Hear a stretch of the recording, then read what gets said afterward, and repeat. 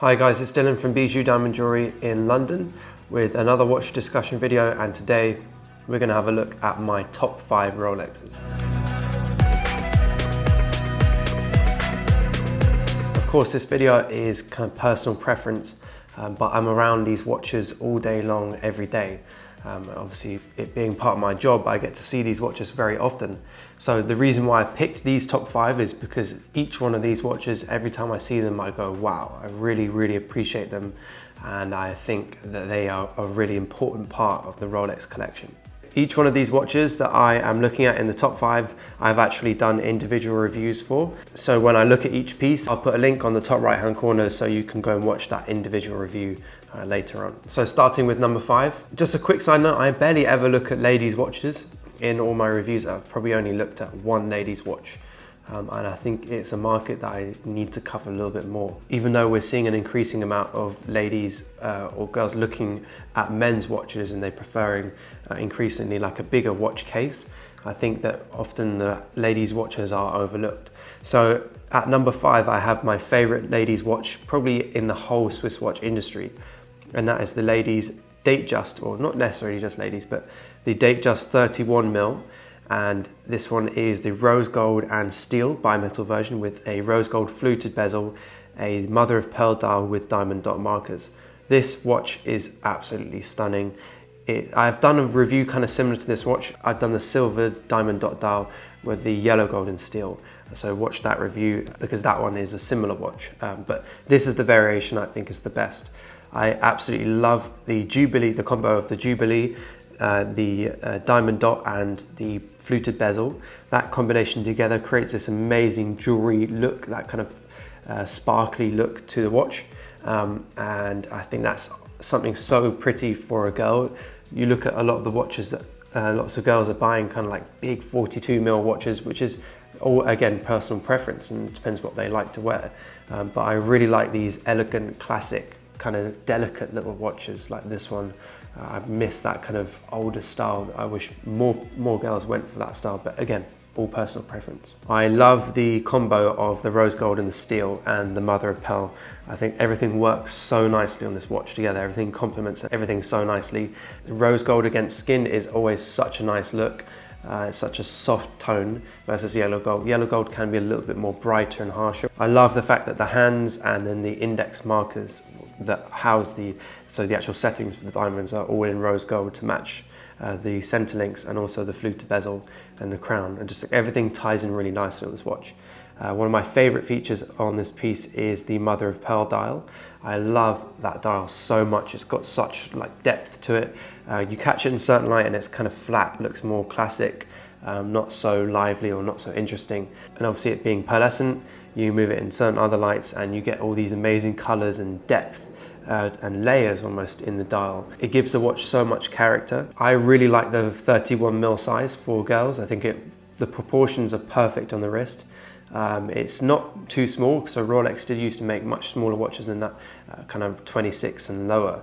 But now they start at 28, and this 31, in my opinion, is the perfect sweet spot between the really small and very classic and kind of old vintage Rolex style, and the more modern 36mm going up to 40mm. I just think it's big enough that it's not too small for you to be able to see, but at the same time it's not too big that it's stands out too much on the wrist. I think the 31mm size fits really nicely to a girl's more slimmer, smaller wrist. I find that sometimes when girls wear big watches, it kind of hangs over the edge of the wrist and kind of looks a little bit out of place. The bracelet doesn't really sit right and the actual watch case doesn't sit right either. I think even though, again, it's all personal preference, and if someone wants to wear that watch, it's completely up to them. Obviously, that watch wasn't designed to be worn like that, without sounding mean or anything. The case was designed to fit the wrist in a certain way, and only certain wrist size really suit the watch to the full potential, whereas I think these amazing 31mm Datejusts are really pretty on the wrist. They just fit beautifully and they're going to be so classic. They're never going to go out of fashion.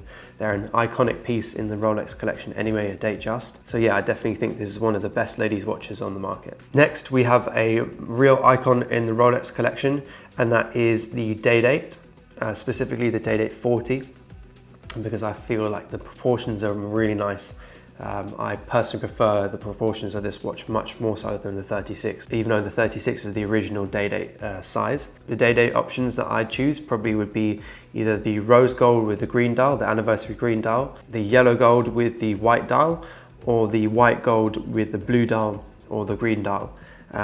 Of those three watches I mentioned, or three or four, I actually think the white with the blue dial is one of the coolest looking watches in the whole of the Rolex collection. It's such a pretty watch. I think it's kind of stealthy, obviously, because you've got the white gold, but that blue dial is just such an amazing pop and depth to the watch. It gives the watch real character, especially as it's sunburst with that CD laser effect. The rose gold is a great option if you want something a little bit more, not bling, but kind of a little bit more obvious or out there. A little bit less stealthy. The green dial is amazing on that watch as well, that anniversary green dial. I definitely would go for that one. And go check out my review on that watch if you haven't seen that already, because that will show off the dial and the design of the watch. And then the reason why I chose the yellow gold with the white dial is, again, check out my review on that one as well, is because it's just an iconic look for a DayDate or an older style vintage Rolex. A lot of those vintage Rolexes, the original DayDates and precious metal Rolexes, featured obviously usually a yellow gold case, but they usually always featured a pale or white dial, and that kind of iconic look of yellow gold and white dial has been a famous Rolex combo for many, many years. So I think if you're going to get the DayDate and you want the ultimate DayDate, then I'd go for the yellow with the white dial. As I mentioned, iconic Rolex, been around in the collection for many, many, many years. Is known as the President watch because President Eisenhower was given actually was a date just back then with a slightly different bracelet, but soon after was, the watch became more famous as the actual DayDate became more famous as a President watch, and that bracelet is known as the President bracelet. It's a real statement piece. The DayDate's always only ever come in precious metal options, which means it's always sat at the top of the Rolex range. You can't really get much more expensive than a DayDate, and for that reason people regard it as the ultimate in the Rolex collection. I love this new 40mm version that we saw from 2016. The proportions of the watch are stunning. Dial options that we got for this watch are amazing as well. I love the sunburst effect. The indexes on the dial are amazing as well. They kind of got these angles, which means light shines off them in a really amazing way, which adds real character to that watch's dial, especially when paired with the sunburst dial. I think there's so many options that you can go for with this watch, from the platinum to the white gold. There's so many variations of dials, and obviously you can change your bezel as well. I've mentioned in many other reviews as well that in my opinion this is one of the best bracelets in the Swiss watch industry, just behind the AP Royal Oak bracelet. The President bracelet feels so amazing on the wrist. It just so silky, especially now they're using those ceramic links. It means it's going to last for a really long time. It just fits and conforms to the wrist shape really nicely because it's got lots of smaller links. Very, very comfortable watch, and it feels always so hefty and really solid on the wrist. On to number 3, another icon in the Rolex collection and one of the most famous Rolexes in the world, and that is the Rolex Submariner.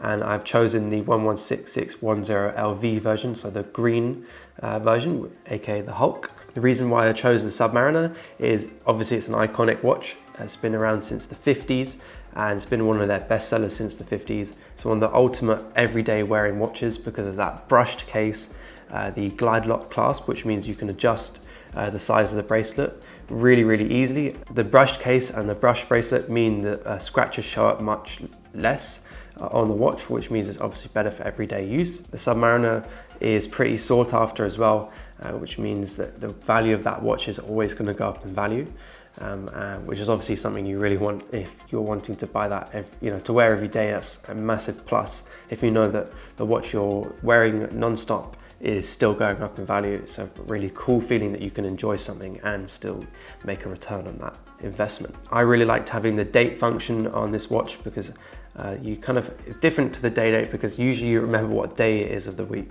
whereas the date you don't always remember. It's not something you necessarily need to know every single day. So I found it really useful having the date function there on the watch on the Submariner.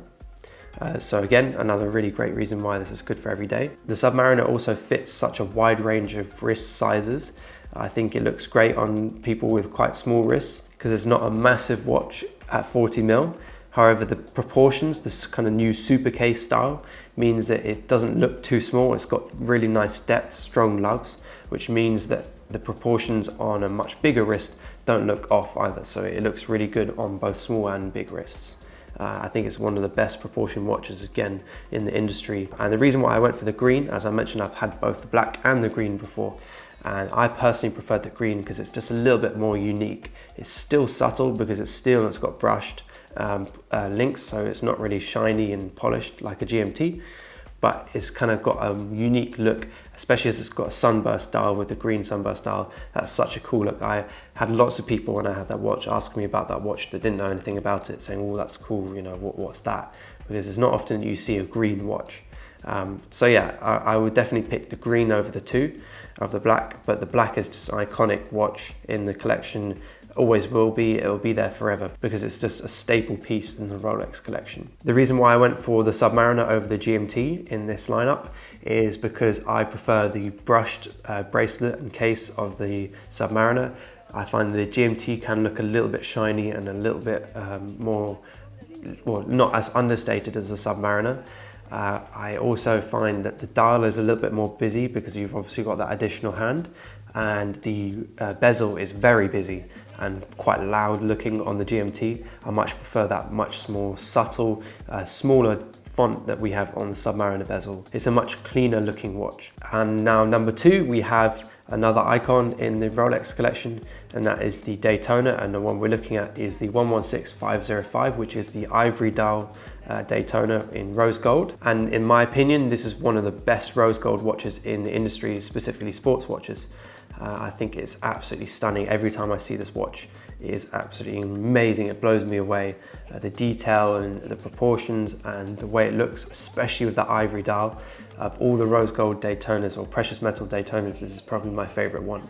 I like the platinum Daytona obviously because it's a bit more subtle, but this rose gold with that proper rose gold bezel is such a nice look. Very classic, kind of similar to what I mentioned on that yellow gold DayDate with the white dial.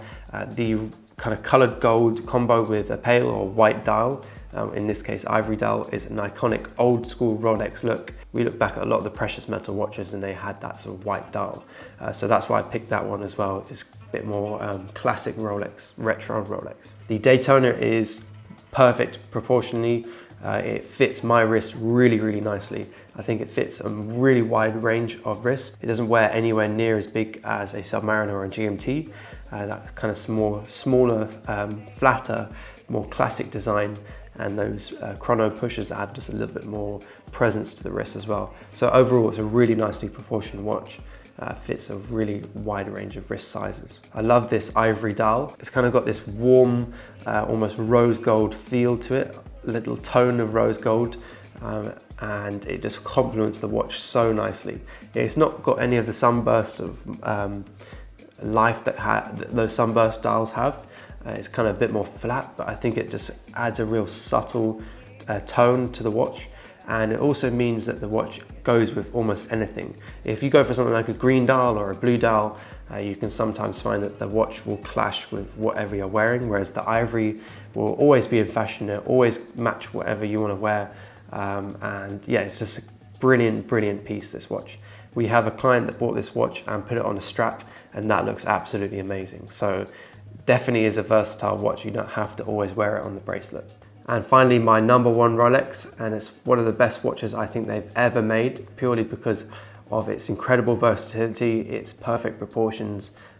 Yeah, it's just a generally brilliant watch with a great proven track record in the collection, and that is the steel Daytona reference 116520. Obviously this watch is no longer in the collection, it's replaced by the 116500, but I have chosen the 520 version for a couple of reasons, which I'll explain in a little minute. But the steel Daytona is definitely, in my opinion, the ultimate Rolex. It's so versatile. It's got those polished center links and a slightly smaller case size and polished case as well, which make it a little bit more dressy, a little bit more classic versus something like a steel Submariner or a GMT or a Yachtmaster, a bigger watch like that. It's got much more classic proportions for a sports watch. But you've also got your sporty side of the watch with the bracelet, obviously, your chrono features, which make it a much more casual watch. So you can wear this watch comfortably with a suit or shorts and t-shirt and it never look out of place anywhere in between as well. So that's a brilliant watch you can have for the rest of your life and wear it every single day, and you're never going to find yourself in a situation where you don't feel comfortable wearing that watch because it's stealthy.